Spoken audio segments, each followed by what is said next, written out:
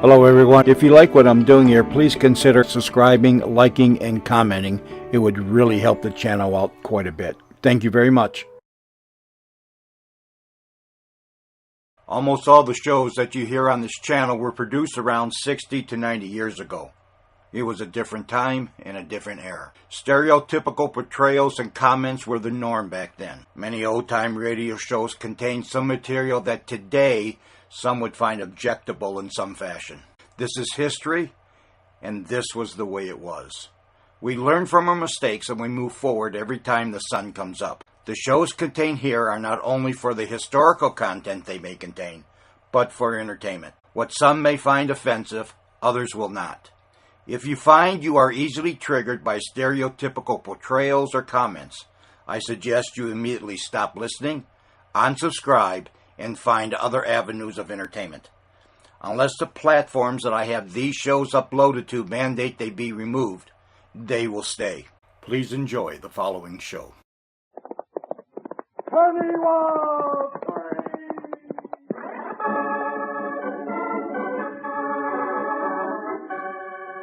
For thrilling adventures of the Old West, ride with Straight Arrow. And remember, C-A-N-C-L-E-D, canceled is just what we be. If this program you would hear, don't tune in this time next year. Why they did it, we don't know. Now it's time for us to blow. So in parting, may we say, eat no more of that baled hay.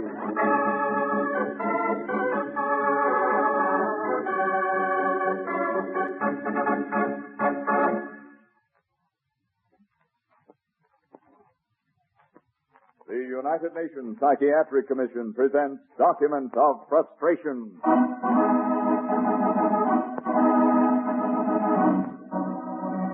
Again, it is our pleasure to bring you another in the weekly series of reports from Lake Success. It has often been said that a man is what he makes of himself. In everyday life, we find outstanding examples of this theory in practice. There are many great men who have started from small and obscure beginnings, only to go into the limelight of success. And then there are those who go into radio. The great question is, why? Tonight, we shall attempt to follow one man's ragged trail through the maze of the medium radio. This is not a story of success, but a document of frustration.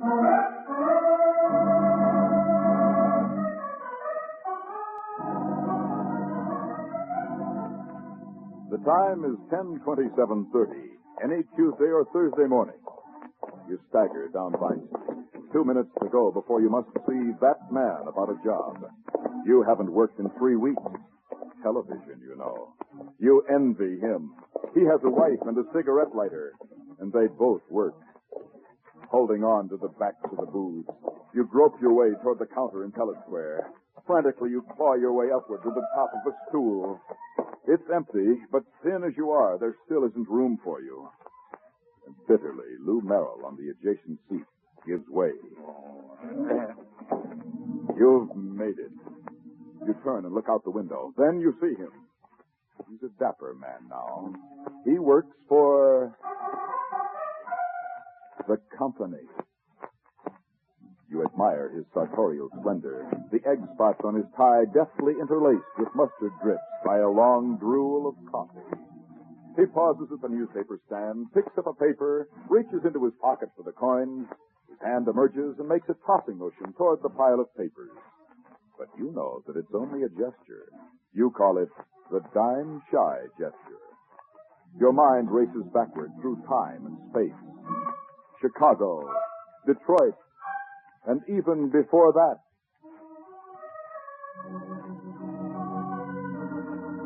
You remember the first time his father saw him. Oh, well. Pa, I know you'd rather have had a boy or a girl. But look at his cute walrus mustache. Let's name him after the president. We'll call him Teddy.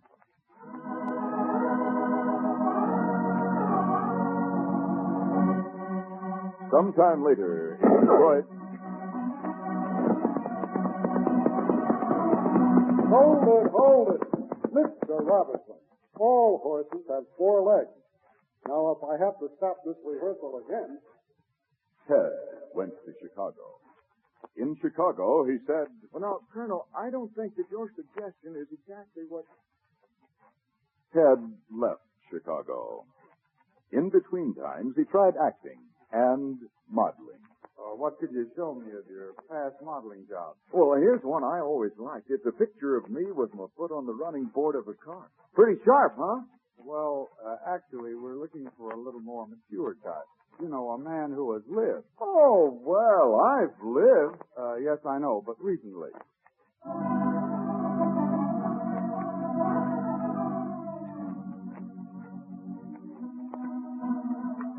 Ted left for California. They knew he was coming and met him and June at the border. Now, this is silly, Inspector. Why can't he come into the state?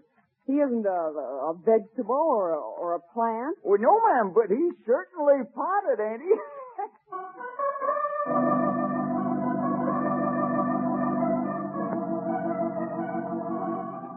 Once in California, he had no trouble. No, Not today. Sorry. don't call us. We'll call you. No.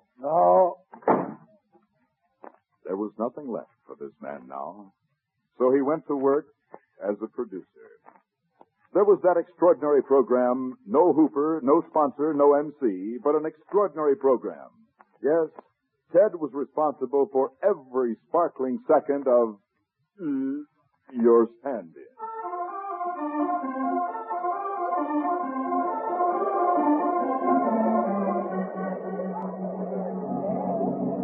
Now, here's a letter from Mrs. Aggie Spragglebottom of Walla Walla. And she says... I've been married for 15 years and worked like a horse for all that time. Could you have someone stand in for me on your program? All right, now, there's our letter. Would someone volunteer? Ah, here comes someone now. That did it. Let the chips, buffalo that is, fall where they may, said Ted. I'm off for the westerns again. Thus to Straight Arrow came this man of destiny. N-A-B-I-S-C-O, Nabisco is the name to know. For a breakfast you can't beat. Eat Nabisco, let it wheat. Keen eyes fixed on a flying target. A gleaming arrow set against a rawhide string. A strong bow bent almost to the breaking point. And then...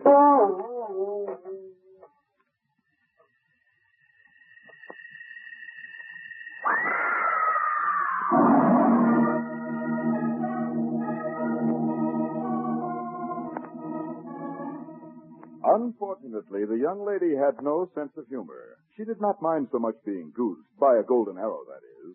But when it was broken off, that was too much. However, Heads Up Ted stuck to his gun. On Tuesday, he would say, Take 15 minutes for coffee, but be back by 11:15. on Thursday, he would say, Well, please, take only 15 minutes. Be back by 11:15. the following Tuesday, Do you think it would be possible for you to make it in 20 minutes today? on Thursday. Now, look, fellas, I only got 3 hours to get this show in shape. Now, I have to leave it just like Hank okayed it. Yet I have to rewrite it for Lou Merrill. Now, please be back by 11:25. Then came the summer hiatus. NBC, Sorry, Mr. Robertson. Nothing this summer. CBS, Sorry, Mr. Robertson. ABC, Nothing this year. MBS, We're being sold. and at a Union Oil station, Well, with your experience, you might get on at the sign of the Flying Red Horse. but even this was not to be. And as summer wore on, Ted went to an exclusive beach resort. Hey, June, here's another dime. That makes $3.92 and 6 Coke bottles for the week. Hey, this beachcombing's not so bad at that. But radio was strong in this man's veins. Pushing frustration aside for one last desperate try, he contacted his only remaining hope. I'm sorry, Mr. Robertson. We're still not using three-legged horses. Well, thank you anyhow, Mr. Hargis, but, well, I thought maybe,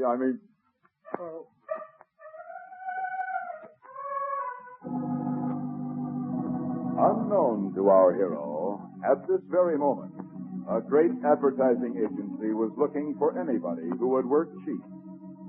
One day, while filching nickels from a grating in front of the Guarantee Building...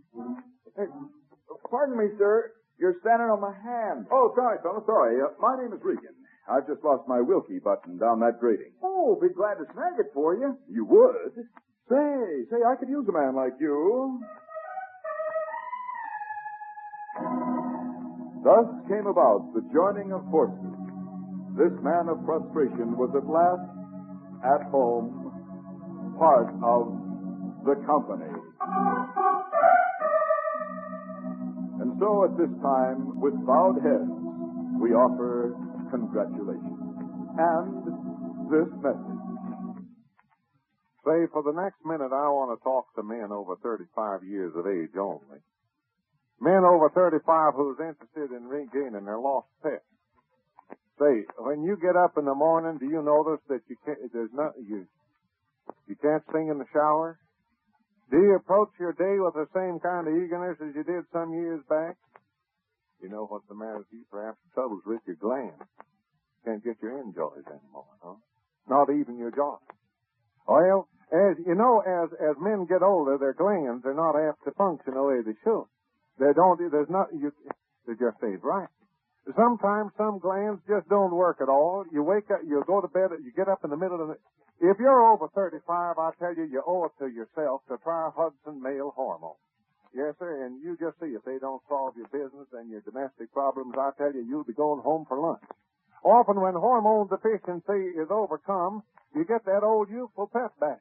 Yes, sir. You'll find yourself you'll be the most surprised man in the morning, and when you go to your earning power will be increased, and you'll come home and your wife will kiss you when you come in the door. Now, I want you to make this test today. Why don't you go into Eckert's Drugstore? That's right there in Chattanooga at the corner of 723 Market Street, right across from the pool hall. And you get yourself a 30-day supply of Hudson male hormones. You just take them for 30 days. And I'll tell you, after 30 days, if you don't wake up in the morning with the day, I tell you, your home life, your business life is going to be happier. And if it ain't, why, we guarantee to refund every bit of your money. Now, don't wait. You're not going to get any younger, and you're getting older every day, and you might as well get as much enjoy out of your life as you can. Get back your old jollies, huh? Feel like your old self again. Go on down to Eckert's Drugstore, 723 Market Street today, will you?